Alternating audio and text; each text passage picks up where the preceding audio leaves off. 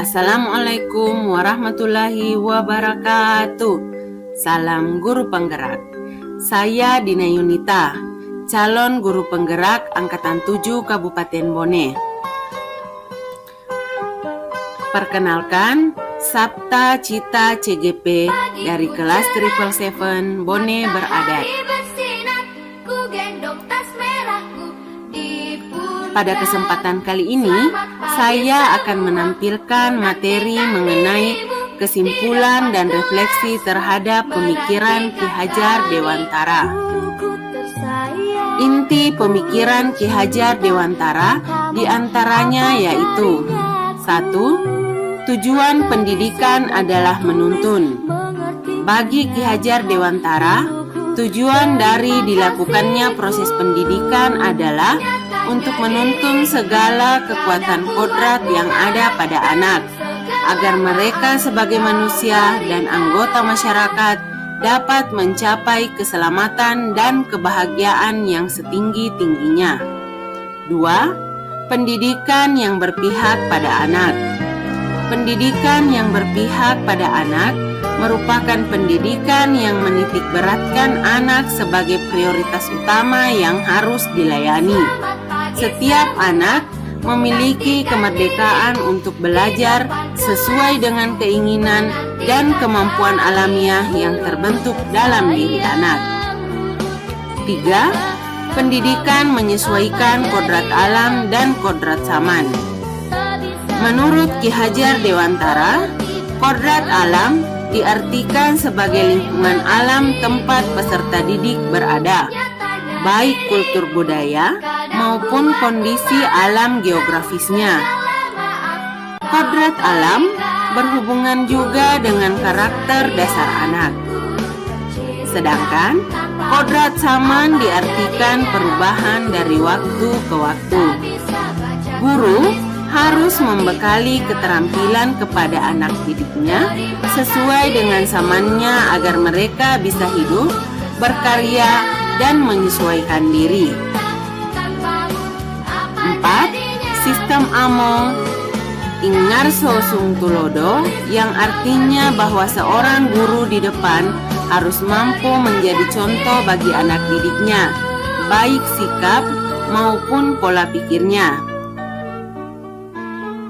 Ingmadio Mangunkarso, artinya bila guru berada di antara anak didiknya, maka guru tersebut harus mampu memberikan inspirasi dan motivasi, sehingga mereka diharapkan bisa lebih maju dalam belajar. Dan yang terakhir, Tutwuri Handayani, yang memiliki arti bahwa guru di belakang anak diharapkan mau memberikan kepercayaan dalam melaksanakan tugasnya dengan baik. Itulah inti dari pemikiran Ki Hajar Dewantara yang bisa saya simpulkan.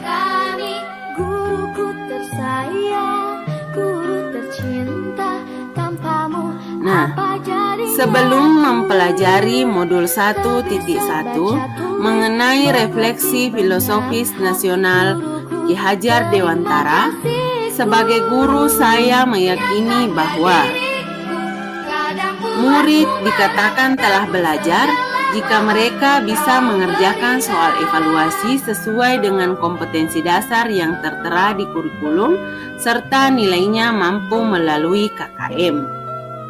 Kemudian, tugas guru di kelas adalah mentransfer ilmu yang dimiliki kepada murid.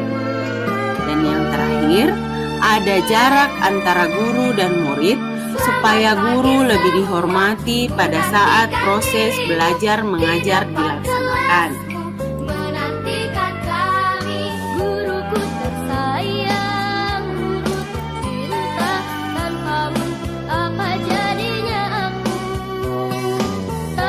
Banyak hal yang saya pelajari tentang konsep pendidikan Ki Hajar Dewantara melalui modul 1.1 Refleksi Filosofis Pendidikan Nasional Ki Hajar Dewantara. Konsep-konsep pendidikan Ki Hajar Dewantara memberi pengaruh yang signifikan terhadap pemikiran saya tentang pendidikan. Pemikiran atau perilaku saya yang berubah ialah: 1. Keberhasilan murid tidak hanya dari penilaian pengetahuannya, tetapi yang paling penting adalah perubahan karakter atau budi pekertinya.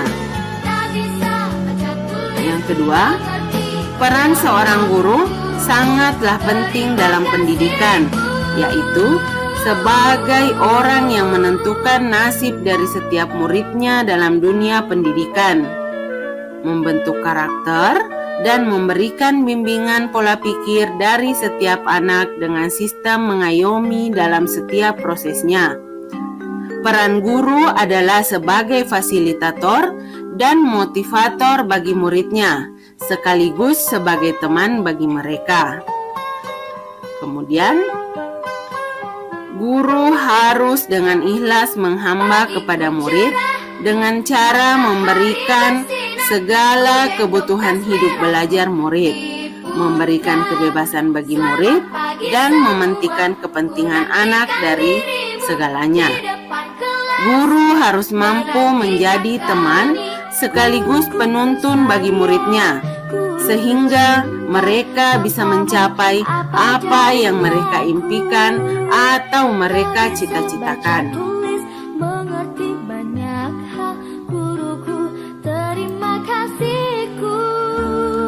Hal-hal yang akan segera saya terapkan di kelas agar mencerminkan pemikiran Ki Hajar Dewantara adalah: 1. Menerapkan sistem pembelajaran yang menuntut, bukan menuntut.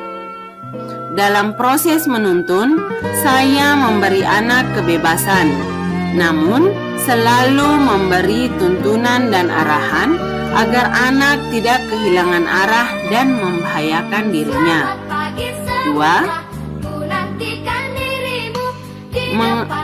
Mengupayakan pembelajaran yang berpusat pada anak, memberikan ruang dan kesempatan serta fasilitas yang seluas-luasnya agar anak mampu berpartisipasi aktif dalam kegiatan pembelajaran.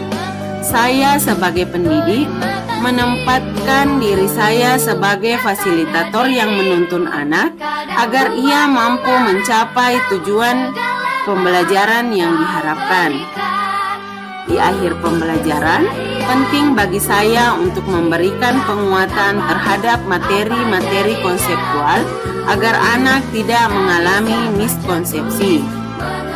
Kemudian, yang ketiga, menanamkan nilai moral budi pekerti yang sejalan dengan nilai sosial budaya. Hal ini sesuai dengan kodrat alam menurut Ki Hajar Dewantara, di mana beliau mengatakan bahwa dalam pembelajaran, kita sebagai seorang guru harus memperhatikan lingkungan alam tempat peserta didik berada, baik kultur budaya maupun kondisi alam geografisnya. 4. Menerapkan pembelajaran abad 21. Hal ini sejalan dengan kodrat zaman menurut Ki Hajar Dewantara. Guru membekali keterampilan kepada siswa dengan zamannya agar mereka bisa hidup, berkarya, dan menyesuaikan diri. Dalam konteks pembelajaran sekarang, guru harus lebih mengenal teknologi dan menyesuaikan dengan kondisi abad 21 seperti saat ini. Yang kelima, merancang pembelajaran inovatif dan kreatif. Hal ini sejalan dengan kodrat anak yang senang bermain. Kita bisa mengkolaborasikan asiknya permainan ke dalam kegiatan pembelajaran. Misalnya, dengan melakukan permainan tebak kata ketika pembelajaran berlangsung, ataupun berbagai permainan lainnya yang bisa membuat anak-anak merasa nyaman. Demikianlah pemaparan saya mengenai kesimpulan dan refleksi terhadap pemikiran Ki Hajar Dewantara. Semoga kita semua bisa menjadi teladan bagi murid kita. Salam dan bahagia. Terima kasih. Wassalamualaikum warahmatullahi wabarakatuh.